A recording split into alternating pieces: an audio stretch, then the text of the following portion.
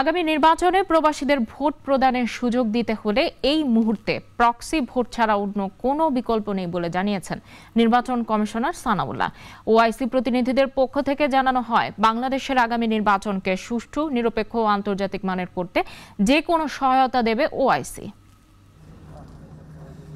ত্রয়োদশ জাতীয় সংসদ নির্বাচনকে সামনে রেখে ইসির অগ্রগতি ও প্রস্তুতি নিয়ে সোমবার আগারগাঁওয়ে নির্বাচন ভবনে ওআইসিভুক্ত 10টি দেশের 11 জন মিশন প্রধানদের সাথে বৈঠক করেন প্রধান নির্বাচন কমিশনার এএমএম নাসির উদ্দিনের নেতৃত্বে 4 কমিশনার ও কমিশনের ঊর্ধ্বতন কর্মকর্তারা।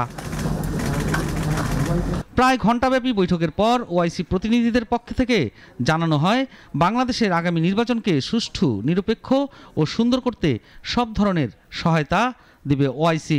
We understand that Bangladesh has a big expatriates currently living in Malaysia, and of course Malaysia will support all the reforms being undertaken by the Bangladesh government, including the electoral reforms. And Malaysia is willing to share its experience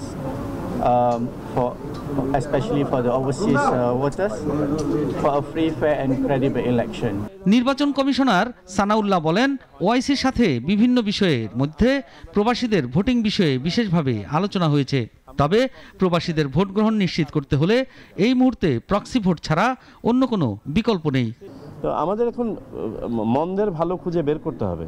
আমরা যদি সত্যিকার অর্থে আমাদের প্রবাসীদেরকে vote দেওয়ার সুযোগ দিতে চাই, তাহলে কোনো না কোনো একটা অপশন বা সব অপশনের কম্বিনেশন আমাদেরকে নিতে হবে। আর বড় স্কেলে যদি আগামী নির্বাচনে যদি আমরা প্রবাসীদেরকে ভোট দেওয়াতে চাই, তাহলে প্রক্সি ছাড়া আর বিকল্প খুব একটা আছে বলে মনে হচ্ছে না। কারণ বাকি যে দুটো বিকল্প আছে, এগুলো পাইলটিং পর্যায়ে যাওয়া যাবে, লার্জ স্কেল ডেপ্লয়মেন্ট হয়তো বা করা যাবে না।